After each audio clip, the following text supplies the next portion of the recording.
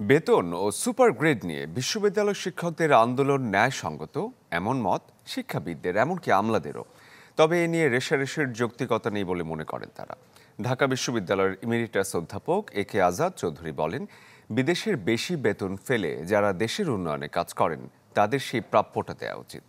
Shamima সুলতানার report.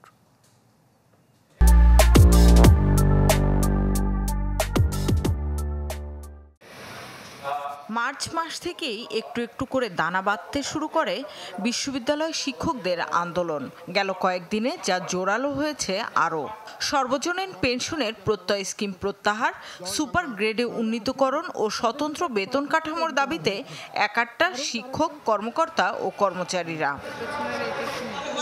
আগের pension ব্যবস্থায় অবসরে গেলে এককালীন টাকা পেতেন শিক্ষকরা, যার সুযোগ থাকছে না নতুন স্কিমে।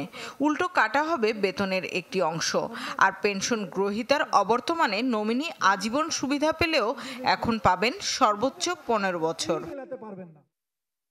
11 সময় লেফটেন্যান্ট জেনারেলরা নতুন নিয়ম করে নিজেদের বেতন ও গ্রেড বাড়িয়ে নিলে আমলা ও পুলিশের উচ্চপদস্থরাও তা বাগিয়ে নেন। শুধু নিচে পড়ে থাকেন বিশ্ববিদ্যালয় শিক্ষকরা। তাই আমলাদের দিকে আঙুল তুলছে শিক্ষক সমিতি ফেডারেশন। সরকারের ভিতরে একটা গ্রুপ বাধ্য করেছে যে এই প্রত্যয় স্কিমটা চালু করার, তাই না? একই দেশে এত রকম কেন?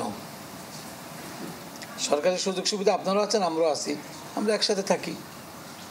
আর তাছাড়া সেটা অসুবিধা। আমরা তো সরকারি কর্মকর্তাদের সাথে আমরা বলি না আমরা আমাদের মতো করে আমাদের স্বতন্ত্র বেতন স্কেল দেন, আমরা আমাদের আত্মমর্যাদা নিয়ে থাকি। সচিব হলেও তো আমি বিশ্ববিদ্যালয়ের ছাত্র ছিলাম, এটা কোনো মুখোমুখি অবস্থান নয়। আমরা কেউ কারো মুখোমুখি না। তাদেরকে সম্মানিত করার জন্য তাদের পৃথক স্কেল দেওয়া উচিত, পৃথক বেতন কাঠামো ঘোষণা করা উচিত।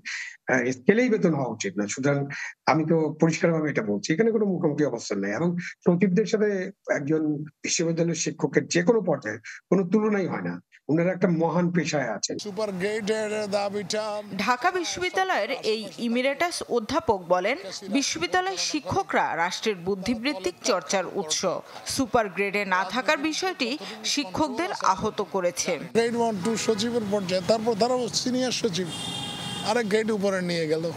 এটা হলো রেষারেষির মতো অবস্থা। আমার কাছে এটা অর্থহীন মনে হয়। বিশ্বের অন্য জায়গায় গেলে তো ডলারটা আমরা $100,000 $200,000 পাবে। তো এইটাতে এক তিতিক্ষা করে যে তারা এখানে আসে, দেশকে ভালোবাসে, তাদের প্রতিও তো আমাদের ভালোবাসা দেখানোর একটা কারণ আছে। এখানে তো জাদাজাদের কিছু নাই। তিনি বলেন, বেতন কাঠামোতেও শিক্ষকরা উচ্চ পর্যায়ে নেই। তাই বিষয়টি সহানুভূতির দৃষ্টিতে দেখতে সরকারের প্রতি আহ্বান তার। নতুন করে ড্রাফটিং রিড্রাফটিং করে এই সলিউশন হতে পারে। শামীমা সুলতানা, চ্যানেল 24, ঢাকা।